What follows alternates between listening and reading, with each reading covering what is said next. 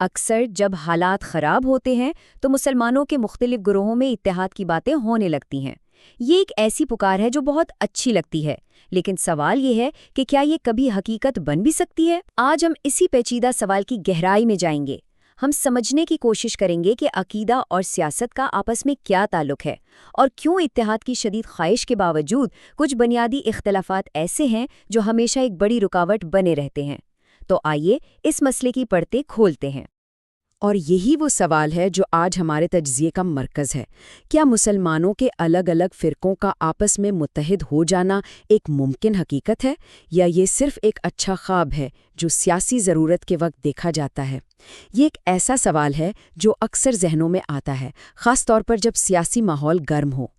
اس موضوع کو ٹھیک سے سمجھنے کے لیے ہم کچھ نکات پر بات کریں گے۔ سب سے پہلے ہم دیکھیں گے کہ یہ اتحاد کی پکار آخر ہے کیا۔ پھر ہم ان دو متضاد تصویروں کا جائزہ لیں گے جو اس تقسیم کی اصل وجہ ہیں۔ ہم اختلاف کی جڑوں کو کھنگالیں گے، یہ دیکھیں گے کہ بنیادی عقائد اتنے پکے کیوں ہوتے ہیں، اور آخر میں اس بات پر غور کریں گے کہ اگر مکمل اتفاق نہیں ہو سکتا تو ساتھ مل کر رہنے کا، یعنی بقائے باہمی کا راستہ کیا ہے۔ اکثر ایسا ہوتا ہے کہ جب بھی امت مسلمہ پر کوئی مشکل وقت آتا ہے، چاہے کوئی بیرونی خطرہ ہو یا اندرونی لڑائی، ہر طرف سے ایک ہی آواز گونجتی ہے: اتحاد کرو۔ یہ ایک قدرتی رد عمل لگتا ہے، ایک خواہش کہ سب مسلمان ایک ہو جائیں تاکہ مل کر مسائل کا سامنا کر سکیں۔ لیکن یہاں ایک بات سمجھنے کی ہے، یہ پکاریں اکثر سیاسی حالات کی وجہ سے اٹھتی ہیں اور ان کی بنیاد جذبات پر ہوتی ہیں۔ مقصد یہ ہوتا ہے کہ وقتی طور پر کسی مشترکہ دشمن کا مقابلہ کیا جائے، لیکن اس چکر میں اکثر ان گہرے بنیادی مذہبی اختلافات کو نظر انداز کر دیا جاتا ہے جو صدیوں سے چلے آ رہے ہیں۔ ان گہرے اختلافات کو سمجھنے کے لیے ہم مولانا ابو الحسن علی ندوی کی ایک بہت ہی مشہور کتاب کا سہارا لیں گے۔ یہ کتاب ہمارے آج کے تجزیے کی بنیاد بنے گی اور اس تقسیم کی حقیقت کو سمجھنے میں ہماری مدد کرے گی۔ ذرا کتاب کا نام ہی دیکھیے، دو متضاد تصویریں۔ یہ نام ہی آدھی کہانی بتا دیتا ہے۔ یہ صرف ایک عنوان نہیں، بلکہ اس حقیقت کا کھلا اعتراف ہے کہ اسلام کی ابتدائی تاریخ کو دو بالکل الگ الگ زاویوں سے دیکھا جاتا ہے۔ یہ دو ایسی تصویریں ہیں جنہیں ایک ساتھ ایک فریم میں رکھنا تقریباً ناممکن ہے۔ تو آخر یہ دو تصویریں ہیں کیسی؟ ایک طرف اہل سنت کا نقطہ نظر ہے، جس کے مطابق صحابہ کرام اور پہلے 4 خلفاء یعنی خلفائے راشدین بہترین نسل ہیں اور دین کی رہنمائی ان سے لینی چاہیے۔ دوسری طرف اہل تشیع کا نقطہ نظر ہے، جس میں اصل قیادت یعنی امامت کو نبی صلی اللہ علیہ وآلہ وسلم کے گھرانے یعنی اہل بیت کا خدائی حق مانا جاتا ہے۔ تو یہ کوئی چھوٹا موٹا اختلاف نہیں، یہ اس بات کا اختلاف ہے کہ نبی صلی اللہ علیہ وآلہ وسلم کے بعد اصل اتھارٹی کون ہے۔ اور اسی بنیادی فرق کی وجہ سے تاریخ کے بارے میں دو بالکل مختلف کہانیاں بنتی ہیں۔ اہل سنت کے لیے اسلام کا ابتدائی دور اتحاد، انصاف اور ایک مثالی حکومت کا سنہری دور تھا، جبکہ اہل تشیع کے نزدیک یہی دور اقتدار کی کشمکش، ناانصافی اور حقیقی جانشینی کے راستے سے بھٹکنے کا دور تھا۔ سوچئے، تاریخ ایک ہی ہے، لیکن اس کی تشریح دو بالکل مختلف ہیں۔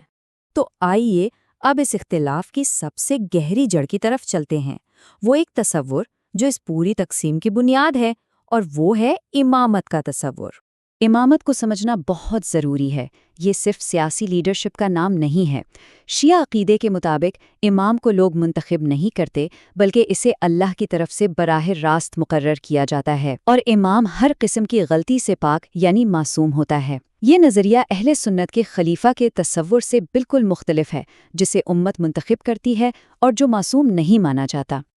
اور جیسا کہ مولانا ندوی نے واضح کیا ہے، یہ دو مختلف بنیادیں ہیں، ایک کو دوسرے پر تعمیر نہیں کیا جا سکتا۔ مطلب یہ کہ یہ ایک ہی عمارت کی دو الگ الگ تشریحات نہیں، بلکہ یہ دو الگ الگ عمارتیں ہیں جن کی بنیادیں ہی ایک دوسرے سے بالکل مختلف ہیں۔ ان کو جوڑنا ناممکن ہے۔ تو یہاں سے ہم ایک بہت اہم نتیجے پر پہنچتے ہیں۔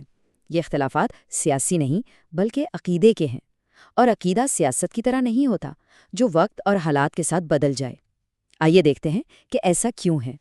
اہل سنت اسلام میں عقیدے کے بنیادی اصول 3 ایسی جگہوں سے لیے جاتے ہیں جن پر کوئی سمجھوتا نہیں ہو سکتا: قرآن کریم، نبی اکرم صلی اللہ علیہ وسلم کی سنت اور امت کا اجماع۔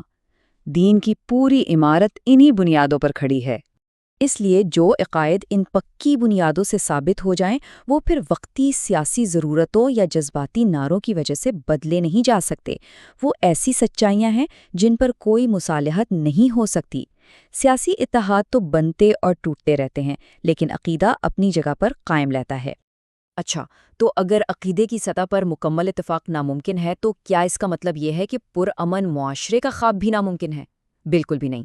یہاں سے ہماری گفتگو ایک نئے اور زیادہ عملی حل کی طرف جاتی ہے۔ ذرا اس نقطے پر رکیے، ہم نے یہ دیکھ لیا ہے کہ بنیادی عقائد پر سمجھوتا نہیں ہو سکتا۔ تو پھر راستہ کیا ہے؟ اگر ہم عقیدے کی بنیاد پر ایک نہیں ہو سکتے تو پھر ہم ایک دوسرے کے ساتھ امن اور سکون سے کیسے رہ سکتے ہیں؟ یہی وہ سوال ہے جو ہمیں مسئلے کی تشخیص سے اس کے حل کی طرف لے جاتا ہے۔ اور جواب مذہبی اتحاد میں نہیں بلکہ ایک مضبوط شہری نظام میں ہے۔ حل یہ ہے کہ ریاست اور قانون کو اپنا کردار ادا کرنے دیا جائے تاکہ اختلافات کے باوجود ایک پرامن معاشرہ قائم رہ سکے۔ تو یہ عملی طور پر کیسا دکھے گا؟ اس کے 4 قدم ہیں۔ پہلا اور شاید سب سے مشکل قدم، اختلافات کو کھلے دل سے تسلیم کرنا، یہ ماننا کہ وہ حقیقی ہیں اور ختم نہیں ہوں گے۔ دوسرا قدم، مشترکہ شہریت پر زور دینا، عقیدہ جو بھی ہو، ہم سب ایک ہی ملک کے شہری ہیں۔ تیسرا، قانون کی حکمرانی کو یقینی بنانا، جہاں قانون سب کے لیے برابر ہو۔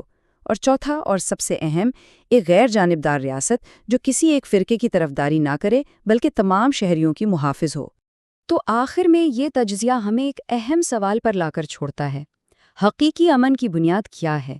مذہبی اتفاق، جو شاید کبھی نہ ہو سکے، یا پھر ایک ایسا معاشرہ جہاں انصاف اور قانون کی حکمرانی ہو جو ہر شہری کو اس کے عقیدے سے بالاتر ہو کر تحفظ اور برابری دے؟ اس سوال پر ہم سب کو غور کرنے کی ضرورت ہے۔